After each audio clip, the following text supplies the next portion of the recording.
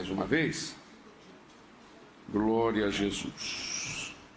E nós vamos repetir somente no capítulo 6, o versículo, vamos ler, no capítulo 6, o versículo 1 até o versículo de número 3. Eu quero ler junto com vocês, os versículos. 3 versículos. E em seguida, eu quero pregar uma palavra que Deus me deu semana passada. Eu ganhei um livro de um amigo e eu estava lendo e aquilo saltou no meu coração. Essa palavra veio e eu quero compartilhar com vocês. Eu orei e me preparei para isso e quero mostrar para vocês hoje algumas coisas em relação a um culto que aconteceu no céu e um servo do Senhor assistiu esse culto. E o resultado desse culto na vida dele. Todo culto vai provocar uma reação quando esse culto tem a presença de Deus. Amém? Vamos lá, 1, 2, 3. No ano em que morreu o rei Uzias, eu vi ao Senhor assentado sobre um alto e sublime trono, e o seu séquito enchia o templo. E os serafins estavam acima dele, cada um tinha 6 asas, com 2 cobria o seu rosto, e com 2 cobria os pés, e com 2 voavam, e clamavam uns para os outros, dizendo: Santo, Santo, Santo é o Senhor dos exércitos. Toda a terra está cheia da sua glória. Senhor, nós temos acabado de ler o mesmo texto que lemos agora há pouco, mas é para ficar bem frisado e para nossa segurança, Senhor. Pai, nós queremos ouvir a Tua voz, não o que estamos querendo, mas o que estamos precisando ouvir. Fala conosco, Senhor, que esta noite não seja, Senhor, um alimento do self-service, que eu vou comer aquilo que eu escolho de comer, mas que seja um prato feito pelo Senhor, através do Teu Espírito, e eu me coloco à disposição para servir esse prato aqui neste ambiente esta noite. Eu oro e agradeço pela presença do Senhor e pela grande oportunidade que estamos tendo de cultuar ao Senhor. No nome de Jesus, amém. Quem pode dizer amém? Amém. Muito bem. Meus amados,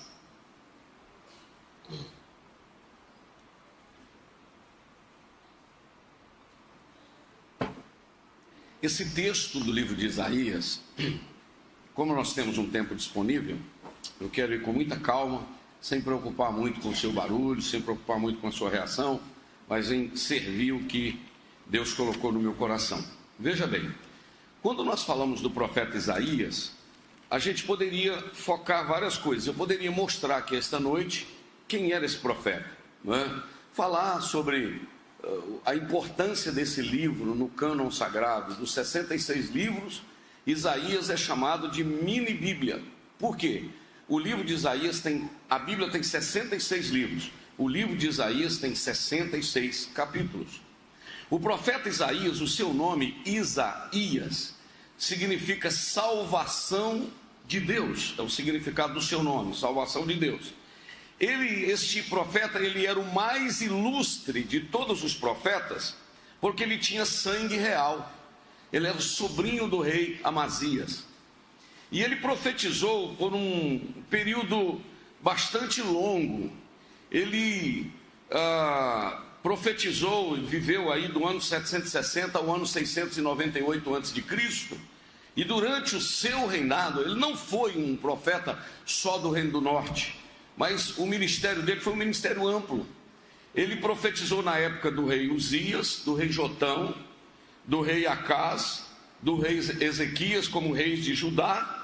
E o período do seu reinado foi quando aconteceu o cativeiro do norte, que foi no ano 723 a.C., que o reino do norte foi levado para a Síria, naquele cativeiro da Síria. Posteriormente, o cativeiro foi o cativeiro do sul, que começou no ano 605 a.C., mas não é isso o foco.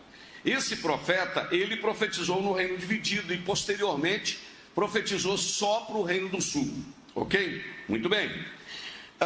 O nome de Isaías, só para você ver a importância desse profeta, o nome de Isaías aparece 21 vezes no Novo Testamento. Olha que coisa interessante, a importância dele. 21 vezes no Novo Testamento.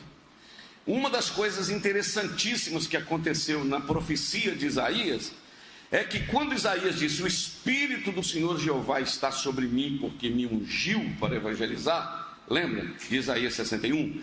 Isso veio cumprir-se na vida de Jesus, quando Jesus chegou em Nazaré, assentou-se na sinagoga, tomou o livro e leu, e assentou-se em uma cadeira.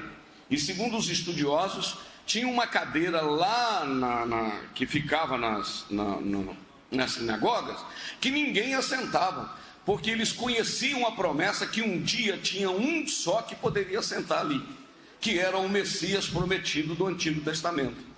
Então ele leu o rolo. Quando acabou de ler, em Isaías 61, a única diferença que Jesus não leu é porque Isaías disse: apregoar o ano aceitável do Senhor e o dia da vingança do nosso Deus.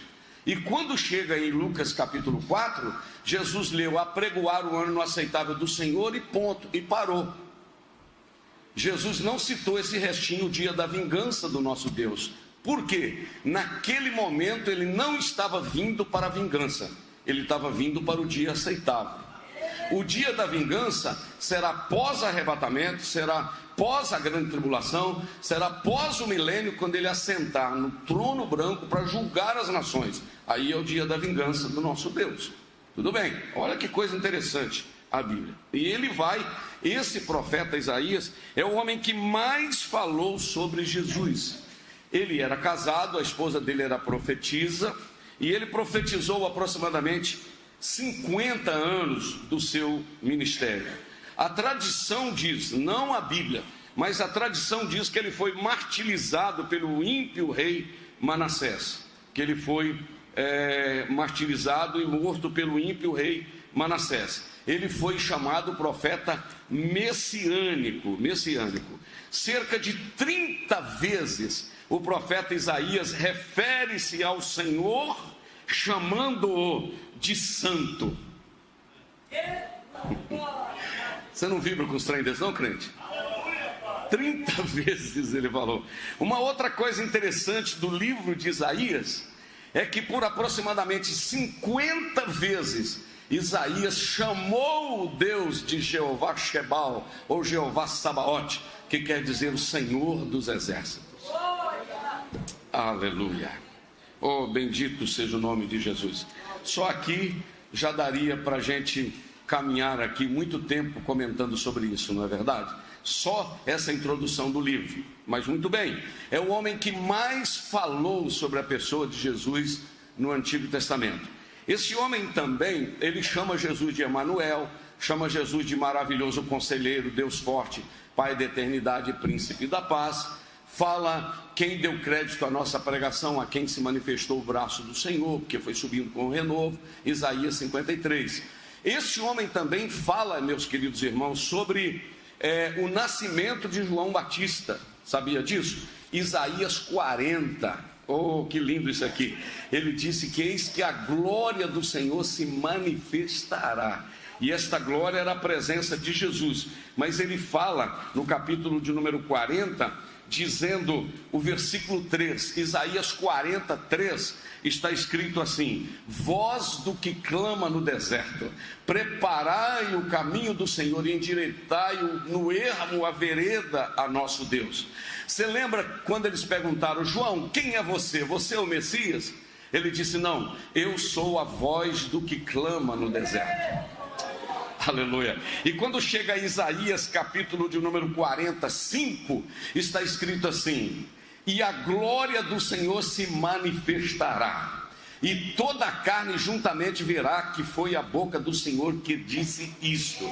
Interessante que quando Isaías diz que a glória do Senhor se manifestará, não é a glória de Êxodo 25:8, não é a glória de Êxodo 40, quando o tabernáculo ficou pronto, não era simplesmente a glória que manifestou em 2 Crônicas capítulo 6 e 7, quando Salomão estava consagrando o templo. A glória do Senhor que iria se manifestar não era simplesmente a Kadosh ou a Doxa, que é duas palavras para glória, né? Não, Doxa não é Kadosh, e eu já acho o nome da na Shekinah, e Kadosh é santidade. O Kabod do hebraico, que é glória, e Shekinah, que é glória. Por que duas palavras que diz glória? Uma fala da glória visível da presença de Deus, e outra fala da glória sentida pela presença de Deus, entendeu? Então, quando ele está dizendo a glória do Senhor se manifestará, não era o Kabod, a manifestação visível, ou o Kadosh, da manifestação sentida. Era simplesmente Deus se fazendo homem. Então era a glória saindo do trono e pisando na terra. Quem entendeu isso aqui até a glória? Amém? Porque, como disse naquele livro Jesus, o Deus que te chama pelo nome, do Max Lucado, né? Um dos grandes presentes que eu já ganhei e já li esse livro. Ele diz o seguinte, que no Antigo Testamento Deus deu a sua palavra, no Antigo Testamento Deus deu a sua voz, no Antigo Testamento Deus deu os seus profetas, no Antigo Testamento Deus deu a sua lei, mas no Novo Testamento Deus se deu a si mesmo.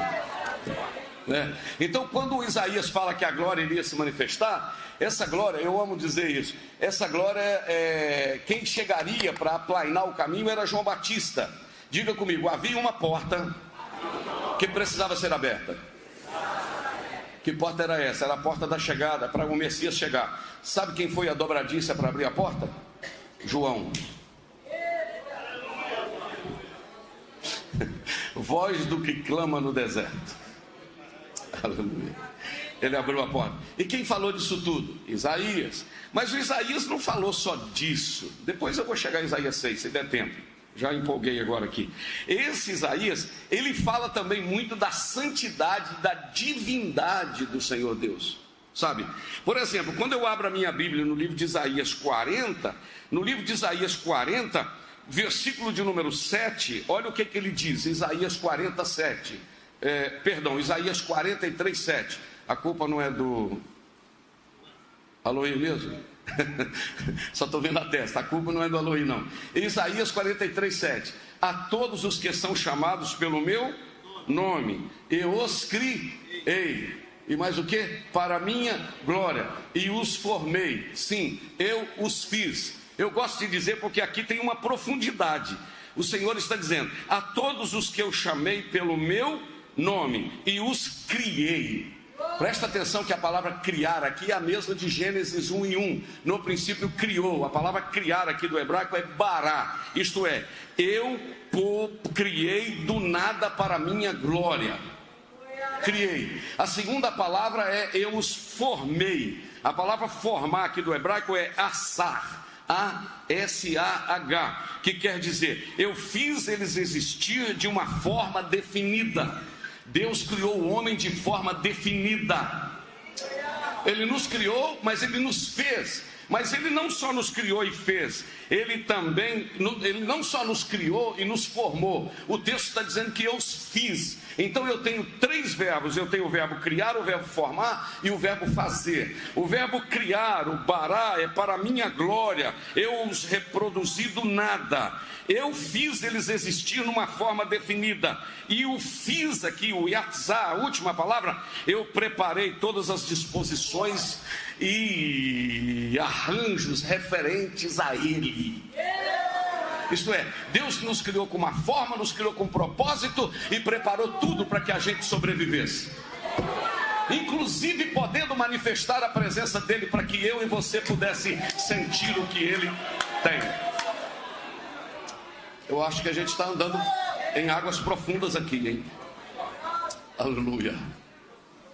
E este que diz que ele criou, formou e fez, é que no capítulo de número 43, versículo de número 11, ele começa a dizer umas coisas que eu vou caminhar com você, para depois a gente ir para Isaías 50 ou Isaías 6. Olha o que está escrito em Isaías 43, 11. Vê se você consegue contar quantas vezes tem a palavrinha eu. Presta atenção. Eu sou o Senhor e fora de mim não há Salvador. Eu anunciei, eu salvei, eu fiz ouvir, e Deus estranho não houve entre vós, pois vós sois as minhas testemunhas, diz o Senhor. Eu sou Deus. Verso 13. Ainda antes que houvesse dia, eu sou, e ninguém há que possa fazer escapar das minhas mãos, e operando eu, quem impedirá? Mas ainda tem mais eu para frente aí. Vai no versículo de número 13, que diz assim, o 13, volta aí o 13, o 14, joga para o 14. Assim diz o Senhor, teu Redentor, o Santo de Israel: por amor de vós enviei inimigos contra a Babilônia, e a todos farei descer como fugitivos, isto é, os caldeus nos navios com que se vangloriavam. Mas olha o 15, eu sou o Senhor, vosso Santo, o Criador de Israel, o vosso Rei.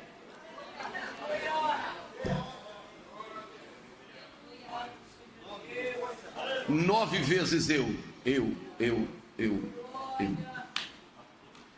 Eu poderia ler também Isaías 44, 24, para você ver a profundidade do profeta Isaías. Isaías 44, 24. Assim diz o teu que te formou desde o ventre.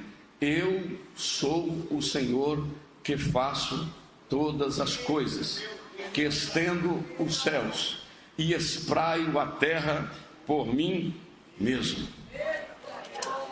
Eu vou deixar você brilhar aí, com os seus olhos brilhar. Aleluia, aleluia. Tem mais aqui, hein? Fazer, formar e criar. Isaías 45, versículo 18. Porque assim diz o Senhor que tem criado os céus, o Deus que formou a terra e a fez. Ele a estabeleceu, não a criou vazia, mas a formou para que fosse habitada. Eu sou o Senhor e não há outro. Agora esse aqui, esse profeta Isaías, ele vai falar um negócio mais à frente que eu vou ler só para você dar um glória, mas assim do fundo da sua alma. Mas antes disso eu queria, só para alegrar o seu coraçãozinho e o meu também, que andou meio tristinho hoje, Isaías 49, 15, olha o que está escrito. Olha o Isaías 49, 14, vamos lá? Isaías 49, 14, eu quero que todos estejam ligados aqui comigo. Mas Sião diz, já me desamparou o Senhor se esqueceu de mim. Dá um time aí, vamos lá. Olha o que a nação está dizendo. O Senhor me desamparou. Você já viu crente assim? Senhor, eu sabia, estou orando, mas o Senhor não olha para mim, o Senhor não lembra de mim. Todos nós passamos por isso. E Sião aqui está dizendo da nação, do povo de Deus. Sião diz, já me desamparou o Senhor se esqueceu de mim. Aí aparece um Deus tão grande como esse, como um pai, chegando e dizendo assim, ei meu filho, não, essa eu quero que você pegue, você não pode deixar perder por nada.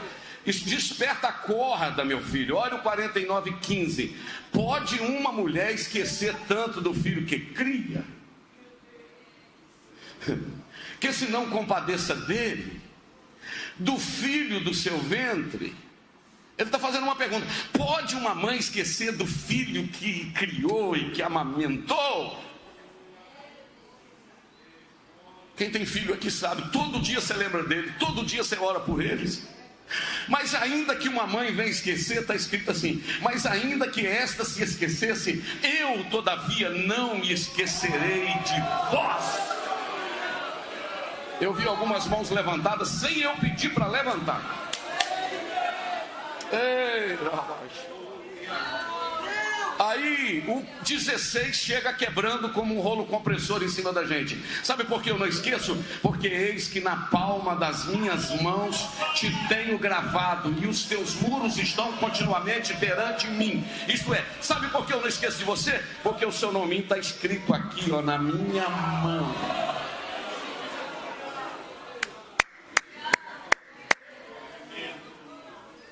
Alguém quando namorava aqui já escreveu o nome da namorada na mão? Pode saber que já escreveu assim, né, filho? Estava namorando, botava o nome assim, ó. Né, Eunice? Ela não sei se pôs não, mas eu já pus o nome dela. Olha pra cá. Ontem eu estava num determinado lugar, sei lá, eu já estava em tanto lugar, que eu lembrei hoje de fazer um negócio que eu não podia fazer, de esquecer. Eu fui escrever aqui, eu tomei banho, ainda tem um restinho aqui, o banho não foi direito não. Porque para eu não esquecer, deixa eu te falar, Satanás pode tentar tirar o seu nome, as lutas podem tentar tirar o seu nome, mas não tira. Se eu fosse você, dava um aplauso ao Senhor aqui essa noite. Você pode aplaudir ao Senhor, porque o teu nome está escrito na palma da mão dele.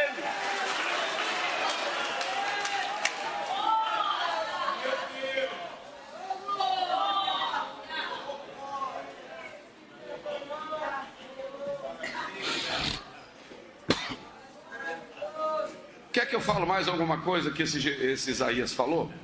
Poderia falar dezenas de coisas.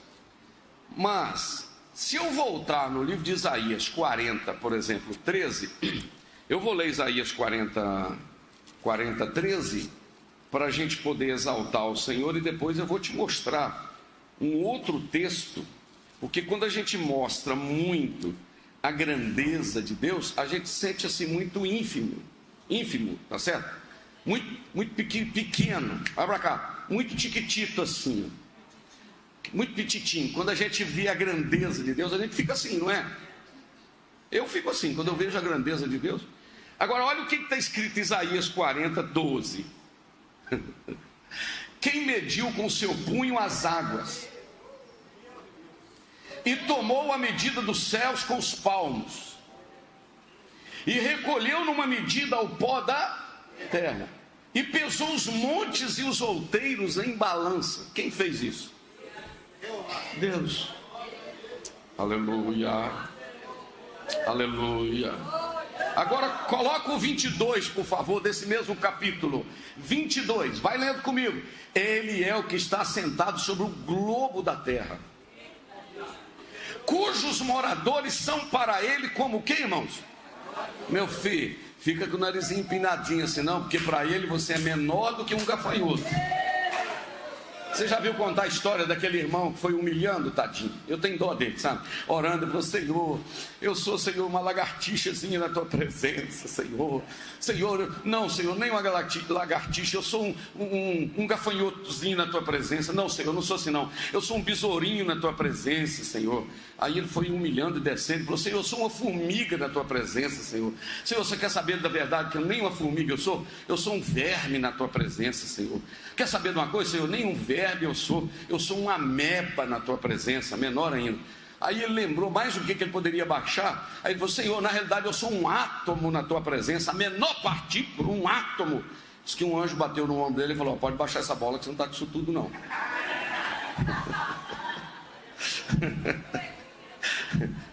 Aleluia. Porque ele assenta no globo terrestre e nós somos para ele como gafanhotos. Ele é que não, vai preparando. Ele é que estende os céus como uma cortina e desenrola como uma tenda para neles habitar. Vai para o versículo 23.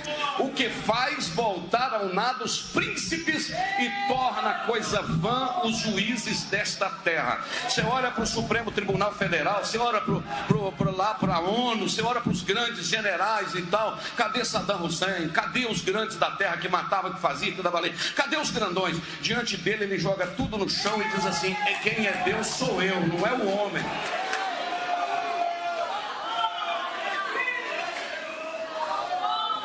É ele que considera como coisa vã os juízes da terra. Mas agora olha, irmãos, o versículo de número 24, porque, não, o versículo de número 26, por favor, Luí, 26. Está escrito assim: levantai ao alto os olhos e vede quem criou estas coisas. Segura aí. Eu quero que você preste atenção. Levantai ao alto os olhos e vede quem criou estas coisas. Aí já é um chamado para olhar para o céu. Aqui na rua não dá porque tem luz, tem lâmpada. Mas quando você sair numa roça, olha para o céu. Eu tenho dia que viajando sozinho, 1, 2 horas da manhã, eu paro, desço do carro e fico olhando para o céu. Aleluia, parece que está tudo brilhando assim. Aí o Senhor está fazendo uma perguntinha assim: olha para o céu e quem criou essas coisas? Quem produz por conta o seu exército? Que exército é esse aqui? Estrelas, astros, que todas elas chamam pelo nome, por causa da grandeza das suas forças e pela fortaleza do seu poder. Ele chama todas elas pelo nome e nenhuma falta. Você que faz chamada sua na escola dominical, você falta? Não veio. Deus chama todas as estrelas e todas elas se curvam e dizem assim: ó, estou aqui, sim senhor, no lugar que o Senhor me estabeleceu. Só para confirmar isso aí, não está no meu estudo, que não tem nada também anotado, que eu já falei até agora, tudo que eu anotei não deu nada certo. Salmo 147, por favor, verso de número 13. Salmo 147, 13. O que está escrito? Não, Salmo 147, 4. Vamos ver. Salmo 147, 4. Você vai ler e reagir de alguma forma.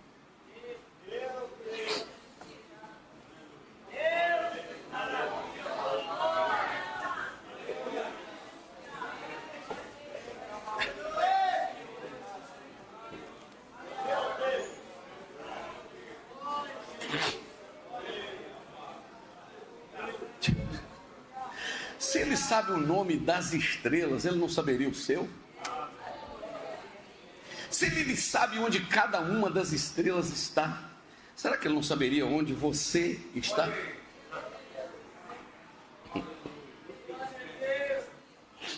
Aí, quando você vê um Deus desse tamanho, você fala: eu sou melhor do que um átomo, não é verdade? Igual o irmãozinho orando: ó, baixa essa bola aí que você não está com isso tudo não, né? Mas agora um Deus desse tamanho, o Elohim vai colocar para mim esse versículo. Se você não reagir de alguma forma, eu vou reagir. Presta atenção. Isaías 57, 15. Esse você tem que ler comigo. Porque assim diz o alto, diz o sublime, que habita na eternidade e cujo nome é santo. Em um alto e santo lugar habito. Mas eu não habito só num alto e santo lugar. Eu habito também com o contrito e abatido de espírito, para vivificar o espírito dos abatidos e para vivificar o coração dos contritos. Não, irmão, pelo amor de Deus.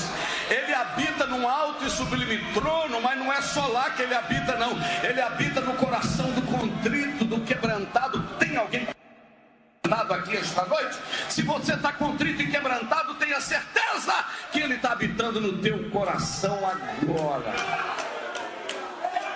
Aleluia. 30 segundinhos para você adorar. Aleluia.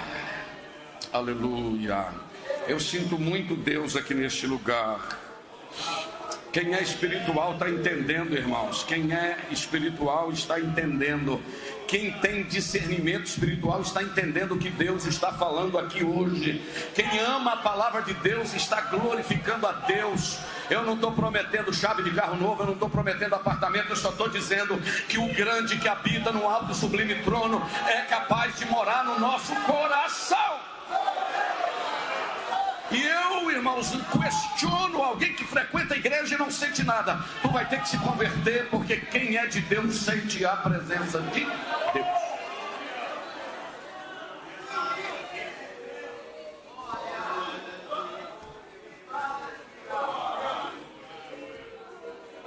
Hoje eu recebi uma mensagem, não sei se foi no YouTube, no Instagram, não sei. Alguém disse assim: eu vou falar para a glória de Deus. Pastor, muito obrigado, o senhor tem me ensinado a adorar e ter um relacionamento com Deus. Porque eu descobri que a única coisa que me mantém aqui é o meu relacionamento com Deus. Você pode prometer uns meninos aqui, esses meninos, carro novo, pode prometer apartamento, eu vou prometer. O Robson pode prometer aqui, o Júlio prometeu os meninos dele aqui, o Fabrício prometeu ao Boaz aqui, ó. Se vocês ficarem na igreja, eu vou dar um carro novo para cada um de vocês. A carinha dele.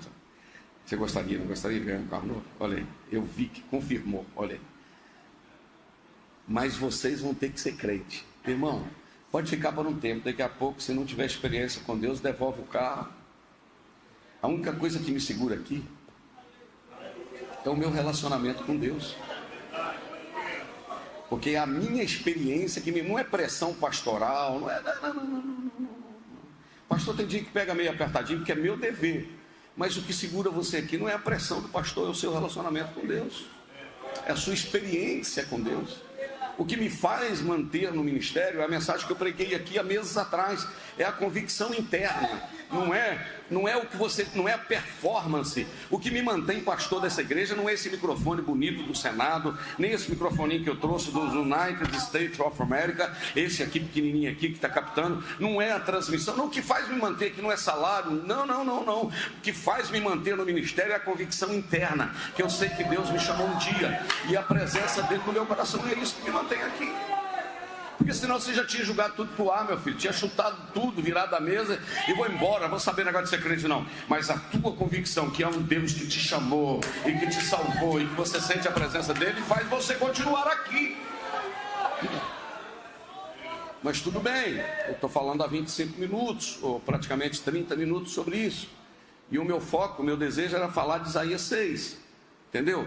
E agora, esse Deus, e eu poderia falar sobre Isaías, o capítulo 6, eu poderia falar sobre esse Isaías, usando algumas ideias na interpretação bíblica, na exegese, na hermenêutica, usando algumas referências sobre Isaías, porque geralmente a gente prega sobre Isaías falando da sua chamada para a obra missionária, sim ou não? A quem enviarei, quem há de ir por nós, não é isso que a gente prega?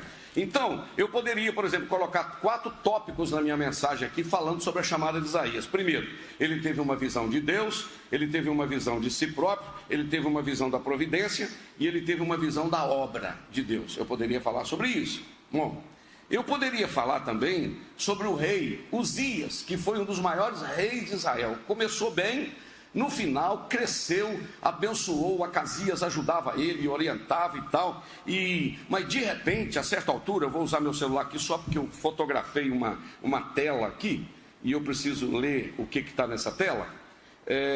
Eu fotografei aqui, e eu quero dizer, esse rei Uzias, ele foi um bom rei, embora... Alguém falou comigo? Ah, não. Ok, Uzias foi um bom rei, embora não muito firme, porque cada um precisa respeitar o seu lugar. Rei é rei, sacerdote é sacerdote. Nós precisamos entender isso. Saul também se deu mal por causa disso. Quem está comigo até aqui, diga amém.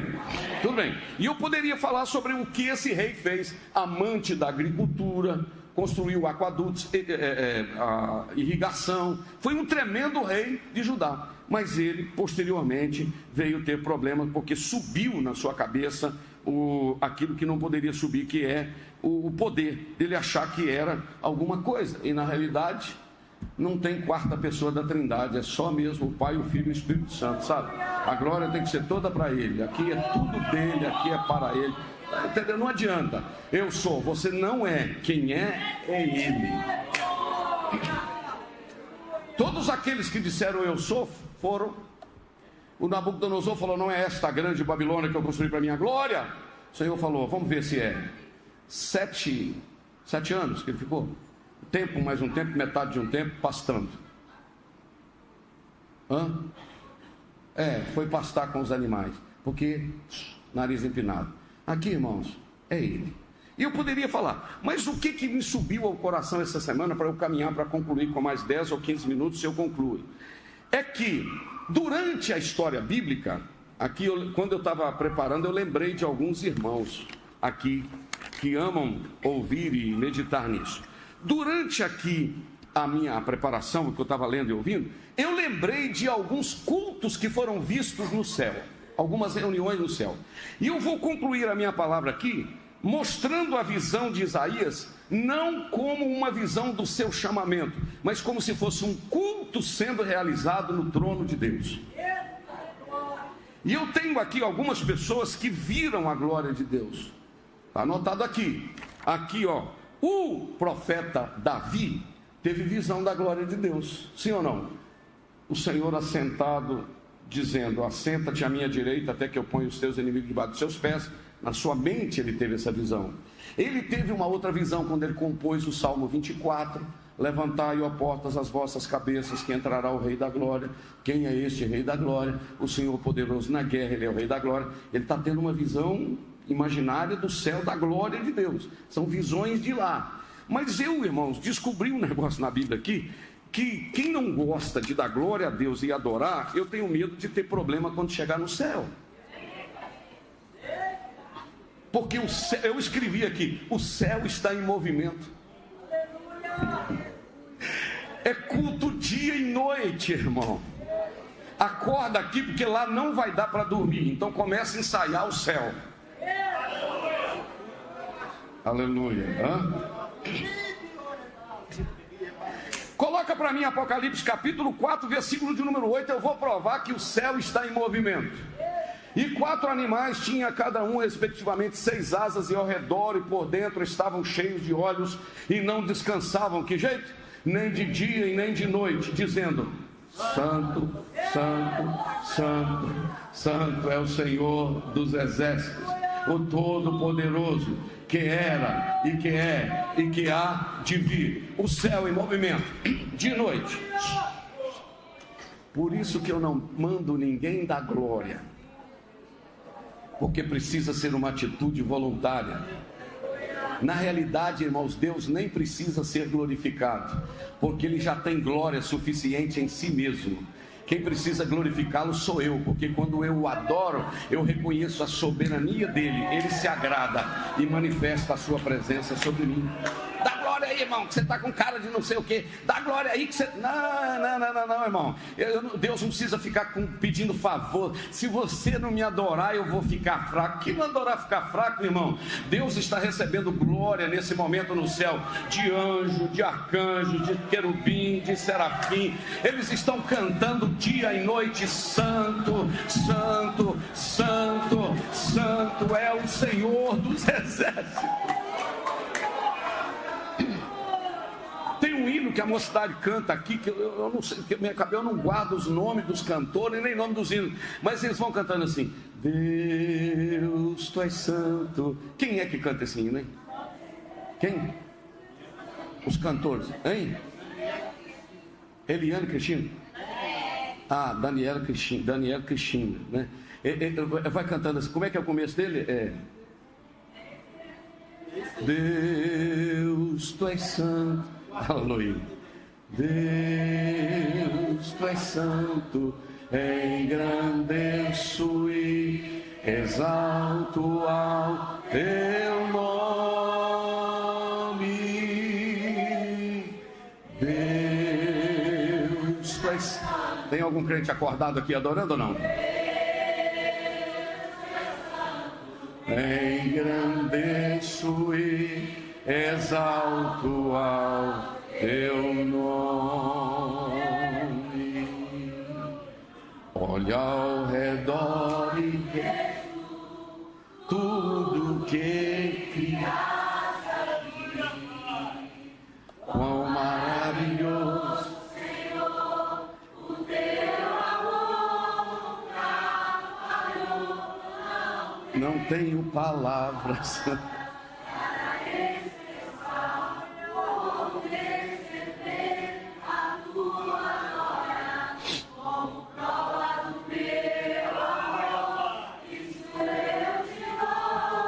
faço o quê? Levanto as mãos e digo: Deus, tu és santo. Deus, tu és santo, engrandeço e exalto ao teu nome. De novo, Deus. Eu estou vendo gente adorar, hein?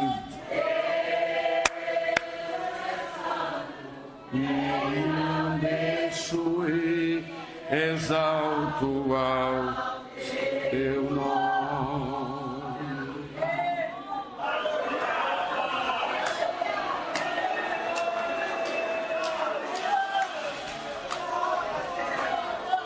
Santo, santo é o nome dele.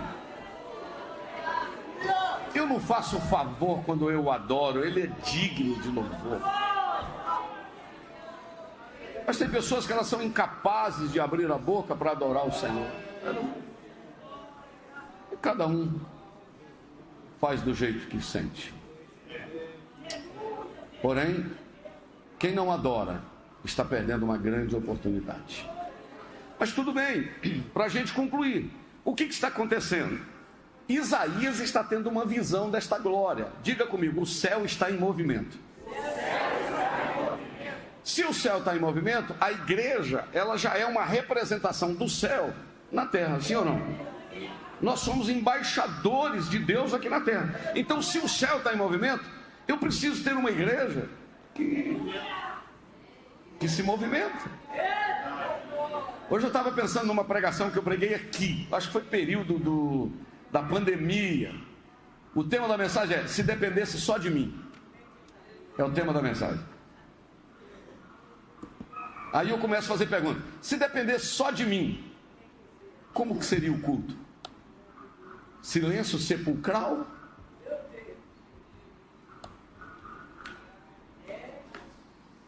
Imagina.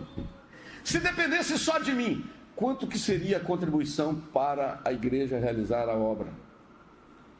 Se dependesse só de mim, como seria o culto? Mas deixa para lá. Outro dia eu reprego ela de novo. Amém? Sim ou não? É interessante esse tema, sim ou não? E o Isaías, então, agora, para eu concluir rapidamente, ele tem uma visão de um culto que está acontecendo no céu. E agora eu queria falar com você algumas coisas que estavam presentes neste culto. Primeira coisa, diz assim: no ano em que morreu Uzias, Isaías 6:1, no ano em que morreu o rei Uzias, eu vi o Senhor assentado no alto e sublime trono. Primeira coisa que tinha nesse culto: presença de Deus. Irmão, não me leva a mal não, mas tem uns cultos ruins, tá, filho? Tem uns cultos que o pregador peleja, o cantor chega, mas aí, eu estou sentindo Deus. Na maioria não está sentindo.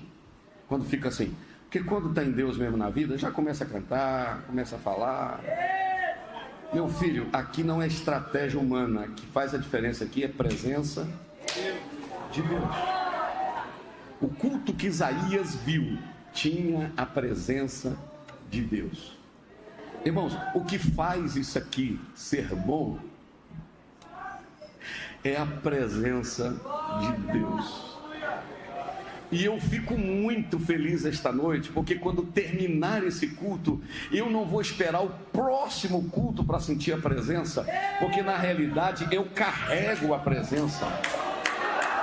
Quem pegou? Eu carrego a presença de Deus comigo. Aleluia, aleluia.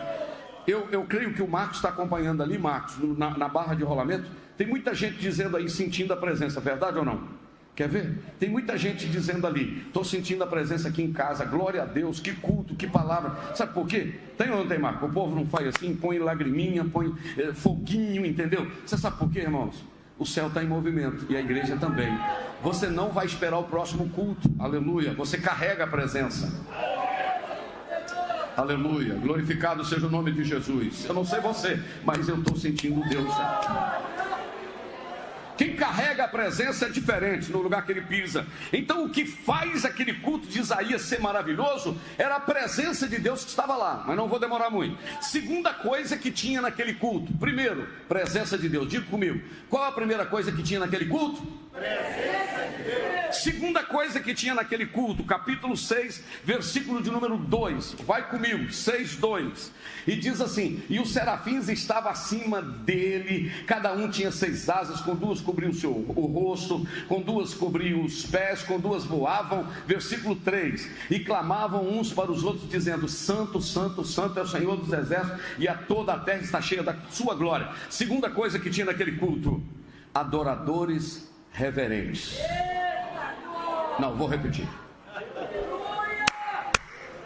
Adoradores reverentes. Aqui tem que adorar, mas tem que ter reverência. Aqui não é lugar do chiclete, não é lugar do celular, do WhatsApp. Aqui não é lugar de pôr o banco no pé, no banco da frente. Aqui não é lugar de contar história. Aqui não é, não. Aqui é lugar de adorador reverente.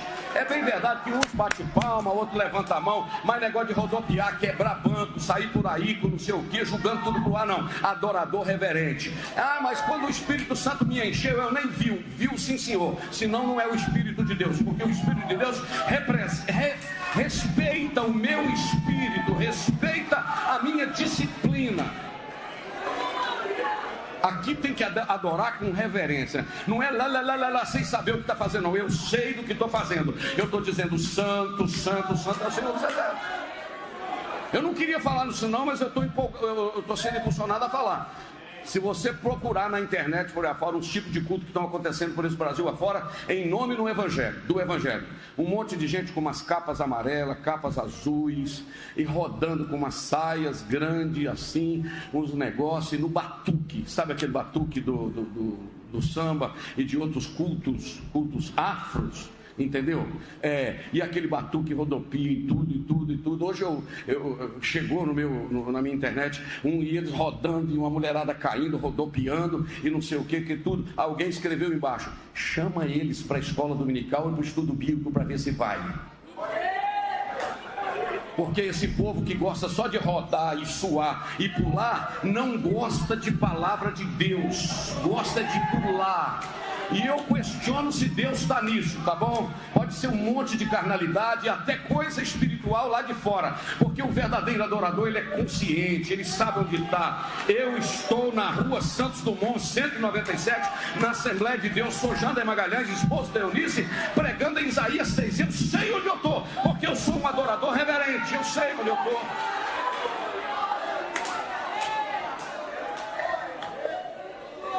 Camarada sai dando tapa nos outros, tapa na cabeça dos outros, empurrando. Rapaz, aqui tem disciplina. Adorador reverente. Receba aí, toca aí, pula aí. O que é isso, irmão? Onde a gente vai chegar?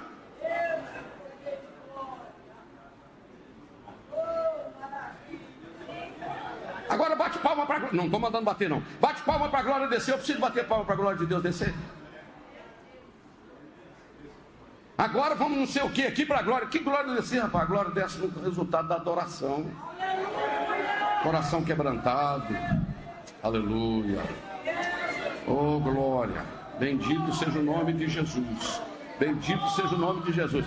Naquele culto tinha adoração disciplinada. Por que disciplinada? Você me pergunta, por que disciplinada? Os serafins, eu poderia falar sobre anjos aqui, mas não é o assunto, né? Mas são classes de anjos. Anjo, querubim, anjo normal, né? Vamos dizer, o anjo normal, querubim, serafim, arcanjo. Cada um são classes de anjos. Cada uma outra hora a gente trata disso. Os serafins é chamado de anjos ardentes. Eles são responsáveis pela adoração. O texto diz que eles tinham quantas asas?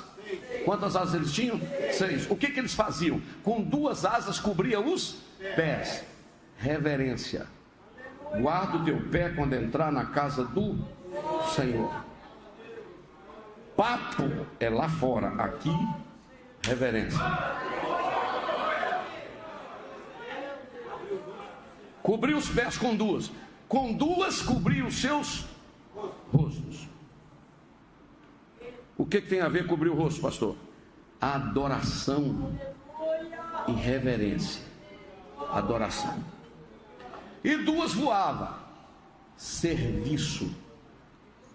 Porque o adorador tem reverência nos pés, tem adoração no rosto, e não fica amuado no canto esperando Deus fazer, não. Ele movimenta. Adoração reverente, disciplinada. E tem um detalhe: eles cantavam e diziam: Santo, Santo, Santo é o Senhor dos exércitos. Escuta aqui: Kadosh, Kadosh, Kadosh, Jeová Shabaoth. Kadosh, santidade, santo, santo, santo, santo. Interessante que eles falavam santo, santo para quem, irmão? Não, para quem que eles falavam santo, santo, santo? Pastor, falava para Deus. Não. O texto diz que eles diziam uns para os outros. Um olhava, um querubim olhava assim e falava santo. Aí o outro falava santo, santo, santo, santo. Daí a pouco, depois de falar santo, santo 3 vezes, eles falavam assim: é o Senhor dos exércitos.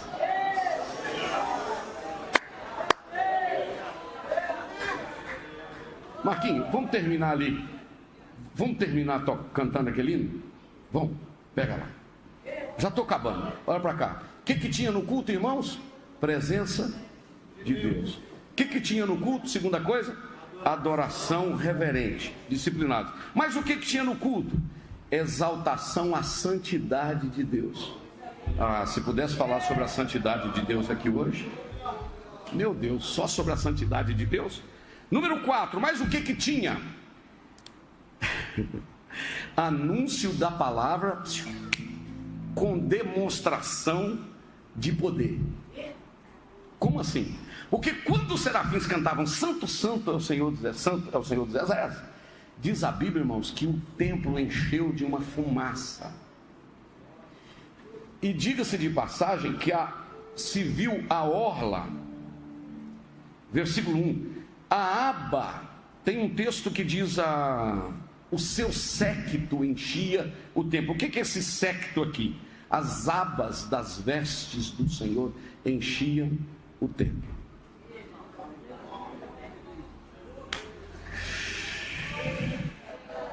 Não, eu não vou entrar aí, irmão, eu estou com vontade, mas não vou. Essas abas desse vestido aqui têm uma profundidade que você não calcula. Lá no Antigo Testamento, na barra do vestido do sacerdote, tinha umas tirinhas escritos pedaços da lei, e essas tirinhas do hebraico é tzitzit. Os sacerdotes usavam essas tirinhas, a lei. Deus falou: opa, alguém me tocou. Ela falou: não, está todo mundo encostando. Não, eu senti que de mim saiu virtude. As abas das vestes dele estão aqui esta noite, e você pode tocar pela fé.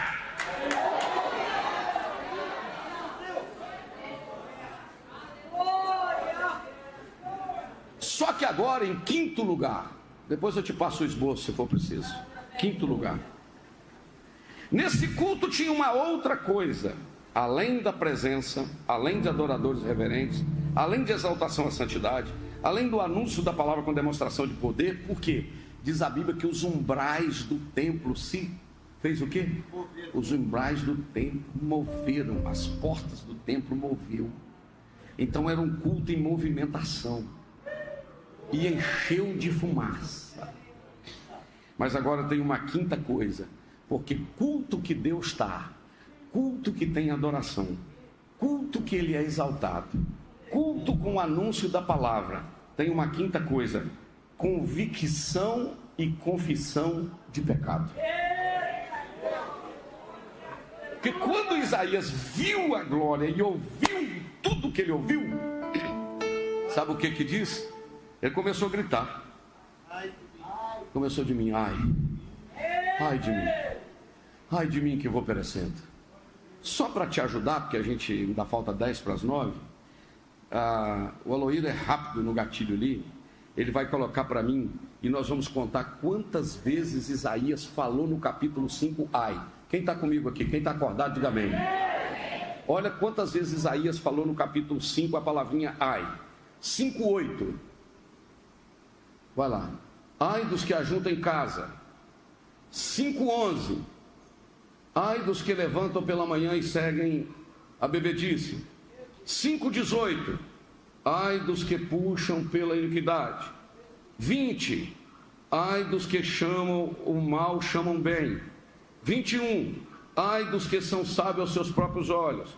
22, ai dos que são poderosos para beber vinho. Falou quantos ais aí? 6, né? 6. 1, 2, 3, 4, 5, 6. Tem mais um ai? 23. Ai dos que justificam o ímpio por presente. Falou 6 vezes a palavrinha ai. Olha aqui para mim.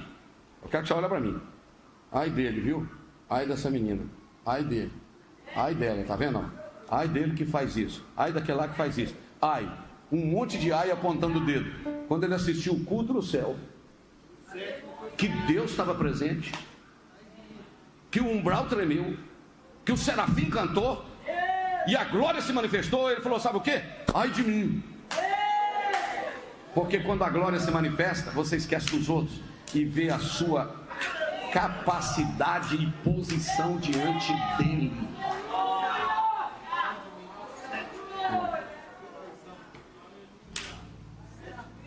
Nesse momento, esse culto teve uma outra coisa. Além do reconhecimento da convicção, teve confissão de pecado. Ele começou a confessar, porque o poder da palavra de Deus leva a confessar pecado. Leva.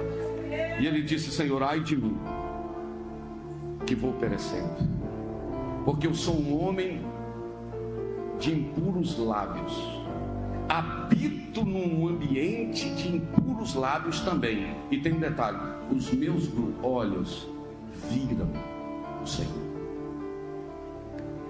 Aí ele viu uma outra visão, a sua fragilidade. Quando ele teve a visão da sua fragilidade, ele viu uma outra coisa nesse culto. Em 7º lugar, ele teve a visão da providência de Deus.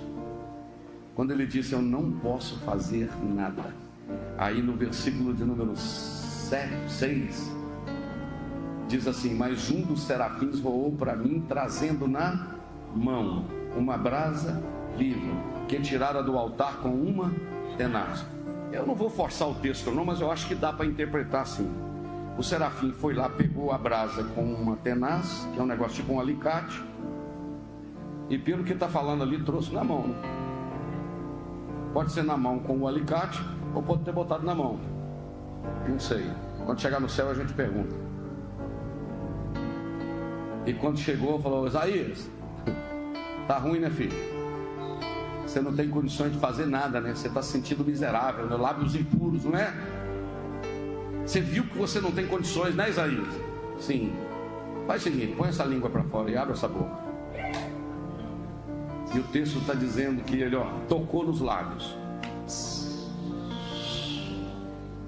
E quando tocou, disse, eis que a tua iniquidade foi tirada, e o teu pecado foi perdoado.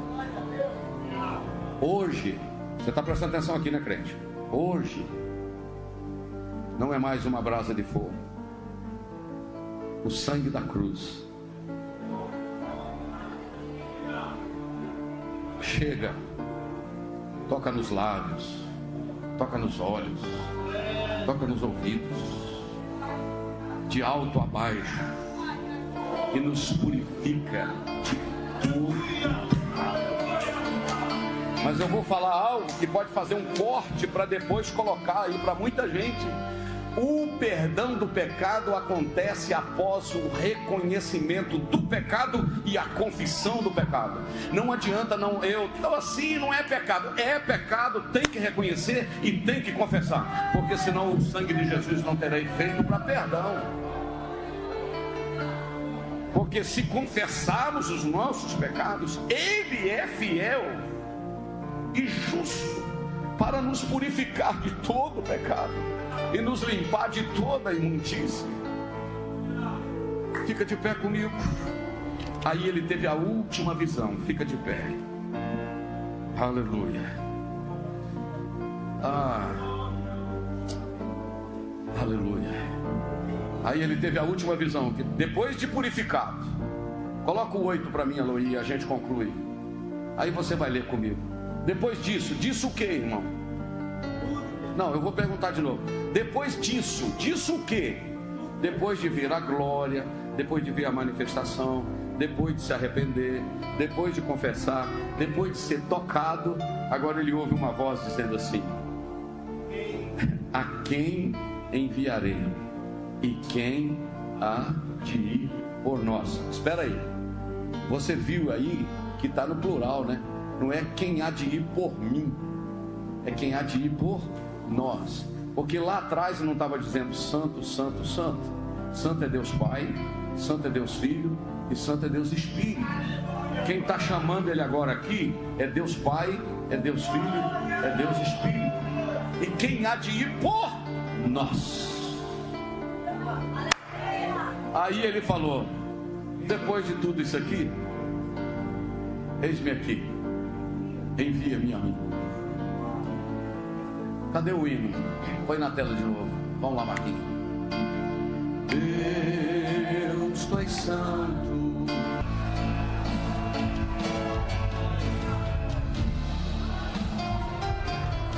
Eu estou dando um tempinho para você adorar. A orla das vestes do Senhor desce neste lugar. Há uma presença sobrenatural dele aqui.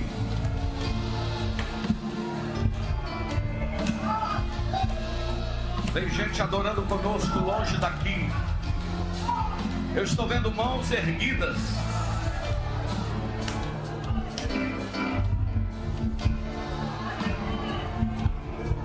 Eu quero orar com vocês. Pastor, diante da majestade do Senhor, eu não tenho outra opção a não ser me render e dizer: Deus, eis-me aqui. Sou um homem, sou uma mulher de lábios impuros e habito no meio de um povo de impuros lábios. E os meus olhos viram a tua glória, viu o Senhor. O Senhor vai purificar, irmãos, e a gente não vai ter boca nem língua para falar mal de ninguém. A gente vai ter boca e língua para adorar. Pai, eu quero te engrandecer, eu quero te louvar com a minha mão erguida ao céu. Eu abençoo esta igreja presente aqui, mas eu abençoo a igreja que está nos acompanhando fora daqui. Gente que está nos acompanhando dentro de um carro, dentro de uma casa, num apartamento. Quem sabe no hospital. A tua glória invade qualquer lugar, a tua glória invade. Porque tu és Deus Santo, tu és Deus maravilhoso. E nós oramos por centenas de pessoas que estão nos acompanhando agora. Que a tua glória se manifeste dentro dos lares, nas casas. Que cura aconteça agora, que milagres aconteçam agora. Mas que acima de tudo conversões, que pecados sejam perdoados. E que se o Senhor perguntar a quem enviarei, quem há de ir por nós, possamos responder: eis-nos aqui, envia-nos a nós. Eu quero fazer uma pergunta para você esta noite. Se o Senhor te perguntar a quem enviarei, quem há de ir por nós, qual vai ser a sua resposta esta noite? Você pode dizer: eis-me aqui, envia-me a mim. Feche os seus olhos. Eu vou perguntar e eu quero que você responda para Deus. Se o Senhor te perguntar esta noite: a quem enviarei? Quem há de ir por nós? O que você responde? Eis-me aqui, envia-me a mim. Olha o que você está respondendo. Eis-me aqui, envia-me a mim. Que Deus nos abençoe e abençoe a todos quantos estão nos acompanhando. Pode se assentar e Deus abençoe a todos.